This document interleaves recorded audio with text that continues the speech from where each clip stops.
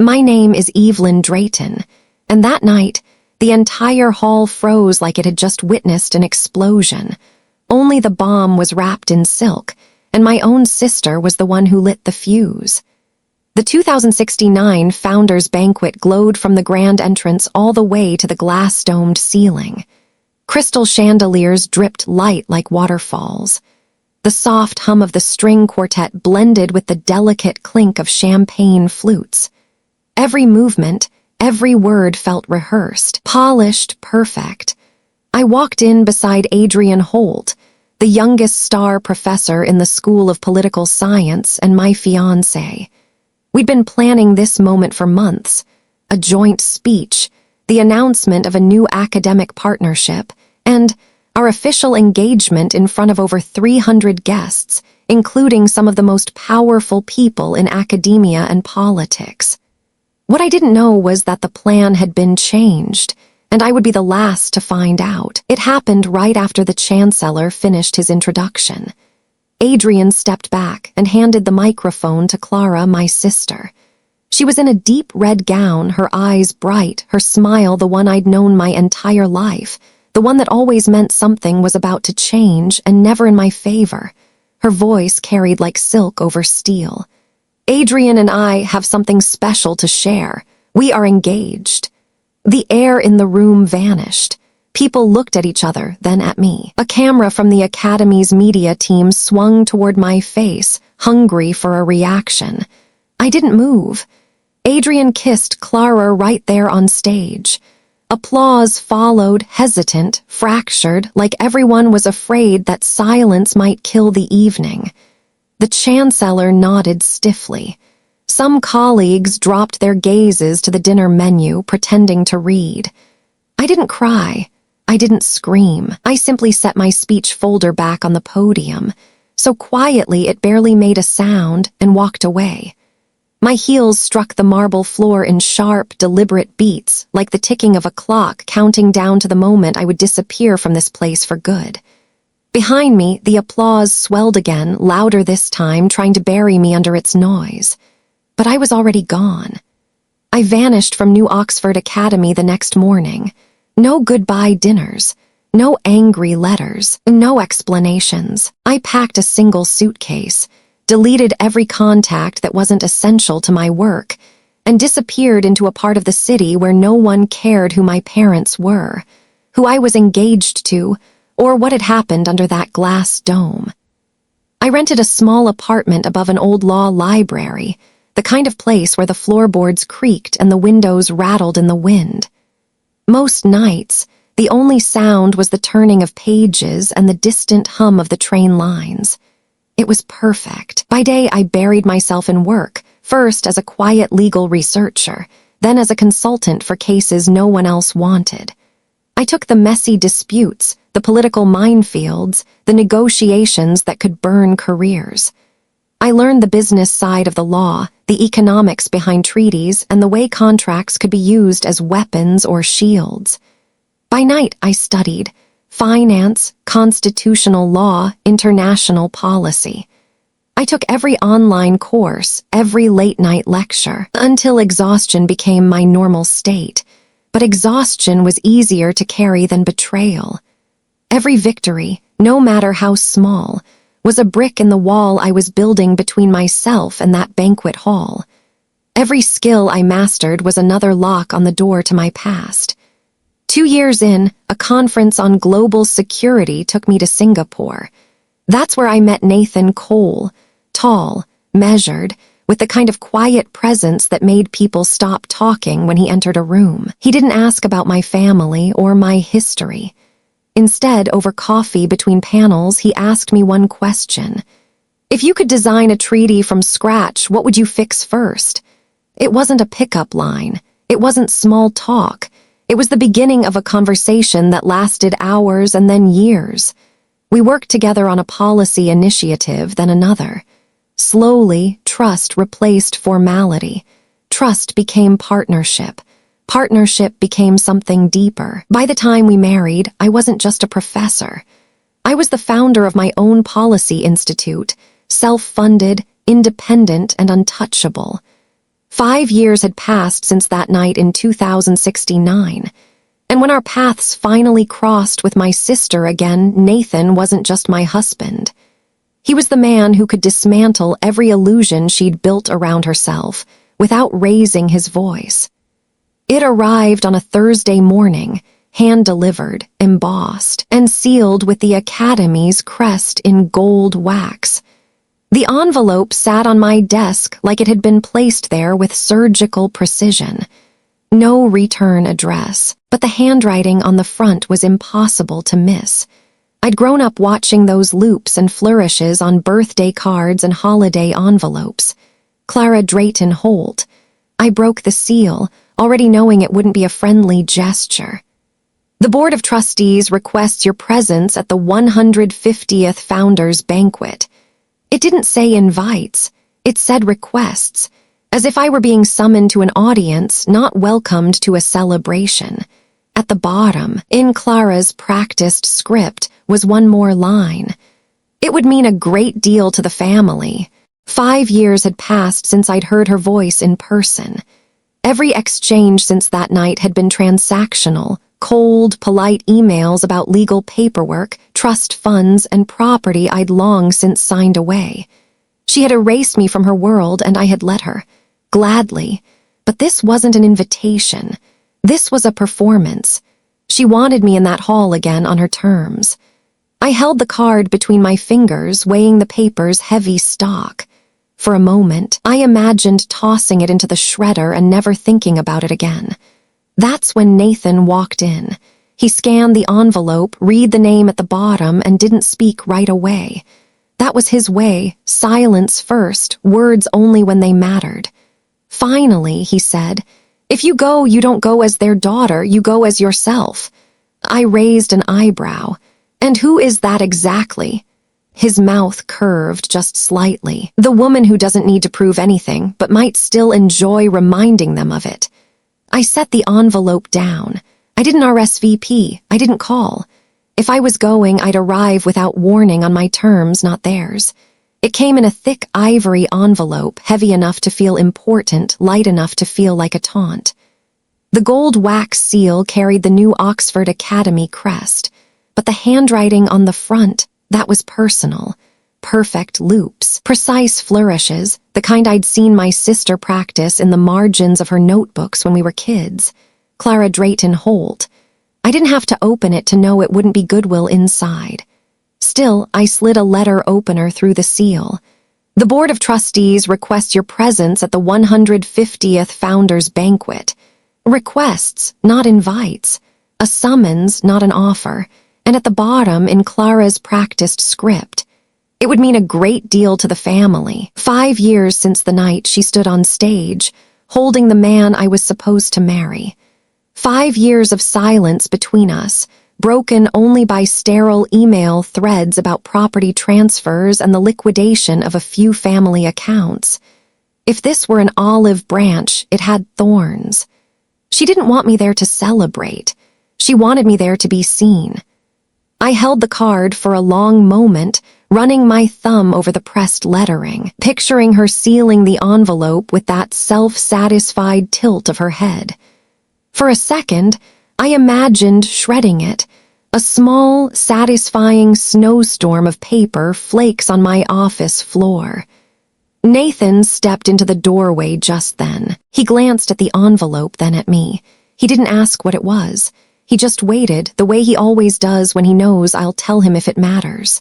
Finally, I set it down and said, "It's from Clara." He walked in, picked it up, read it once, and set it back on the desk without comment. Then, in that measured voice that never rushes, he said, "If you go, you don't go as their daughter." I arched a brow. "And how exactly do I go?" The corner of his mouth lifted, not a smile, but the promise of one. "You go as the woman who built a life they can't touch, and if she thought you'd come to play her game, you'll make it very clear she's playing yours." I didn't RSVP. I didn't call. If I was walking back into that hall, it wouldn't be because I was requested. It would be because I chose to. The night of the 150th Founders Banquet, The campus glowed like a jewel under glass. Floodlights washed the academy's stone facade in gold, and the long drive to the great hall was lined with black cars, polished so clean they mirrored the marble columns.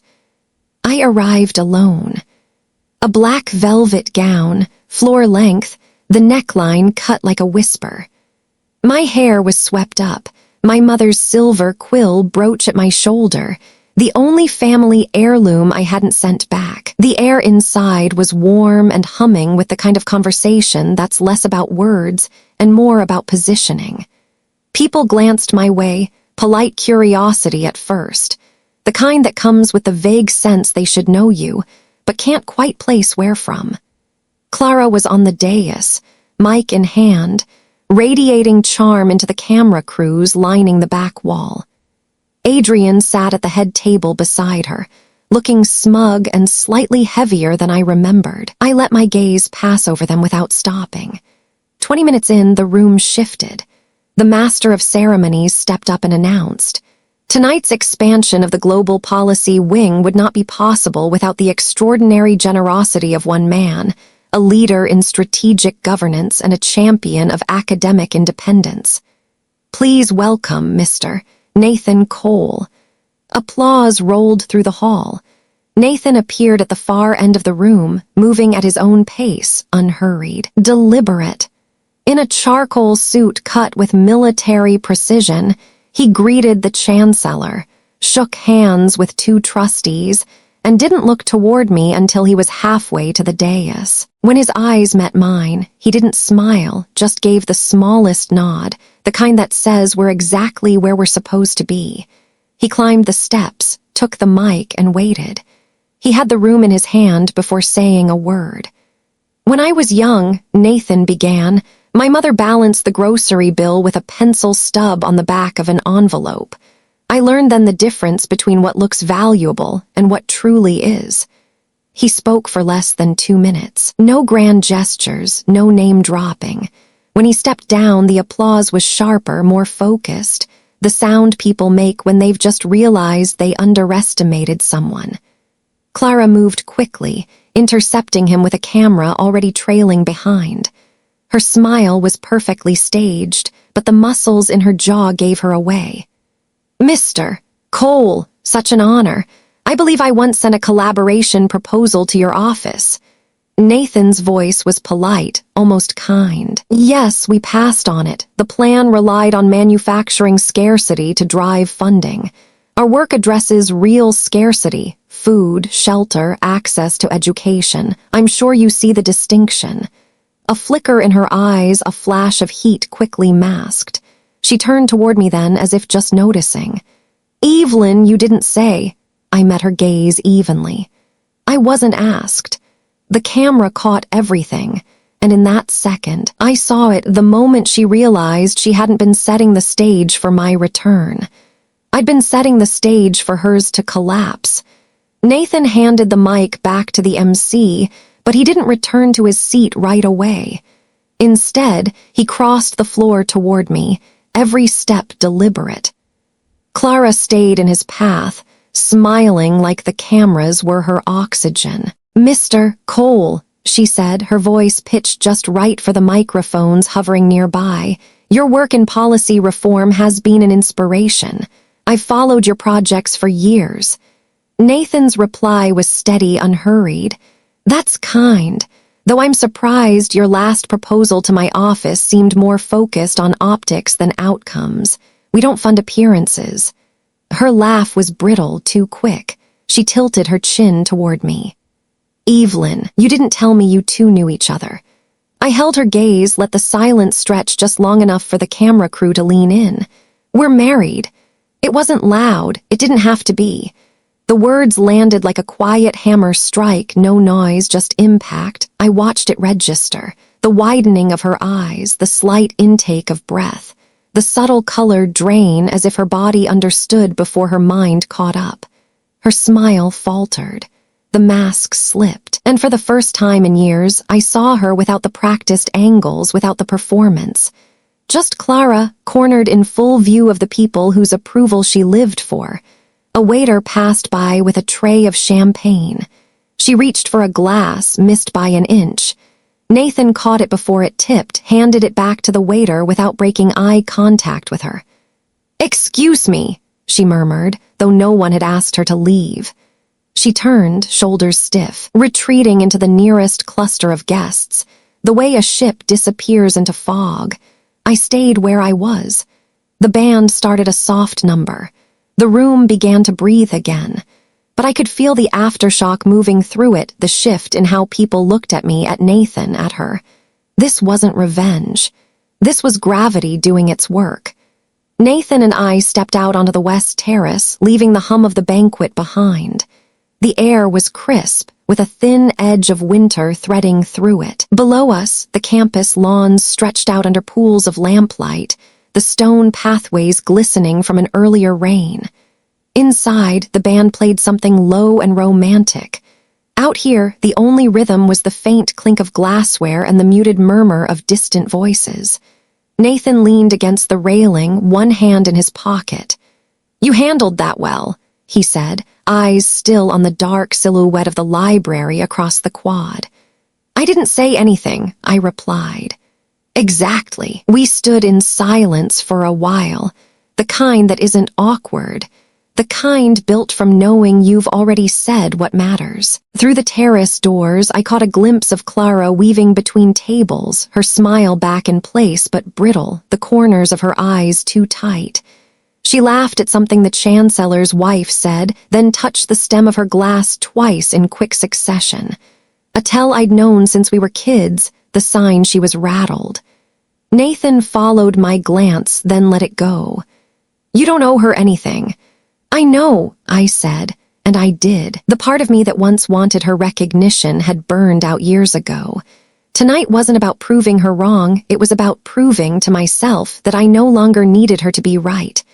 Inside, the MC's voice rose, announcing the final pledge total. Applause rolled through the hall like a polite wave. Nathan straightened, offered his arm. "Ready?" "Yes," I said, and I wasn't talking about leaving the terrace. We walked back through the great hall, past tables still buzzing with polite speculation. At the doors, I felt the golden light at my back, then the cool night air on my face. The heavy oak doors swung shut behind us with a quiet finality. No cameras, no applause, just the clean, certain air of something finished. We didn't talk about Clara on the drive home. The city lights slid past the windows in soft blurs, and Nathan's hand rested over mine on the center console, steady, unspoken. I thought about the 5 years between losing Adrian and standing in that banquet hall tonight. 5 years of showing up to empty apartments with takeaway dinners, of working past midnight, of learning how to negotiate, build, and protect something that was mine alone. Brick by brick, I'd built a life so solid that walking into that room was just a ripple, not a storm. Clara's face, when I said we're married, wasn't the victory. The victory was the fact that it didn't matter whether she flinched or smiled. I'd stopped needing either. We pulled into our street, quieter than the city, lined with trees whose leaves whispered in the wind. Nathan cut the engine. For a moment, neither of us moved. "You closed the door tonight," he said finally. "I did," I answered, and it felt true in a way I hadn't expected, like I'd finally put down something heavy I'd been carrying so long I'd forgotten what it was. We stepped inside, the soft click of the lock behind us sealing the night away. No one saw us. No one applauded, and that was the point, because the real ending wasn't in making her pale under the chandeliers. It was in knowing I could walk away and never look back.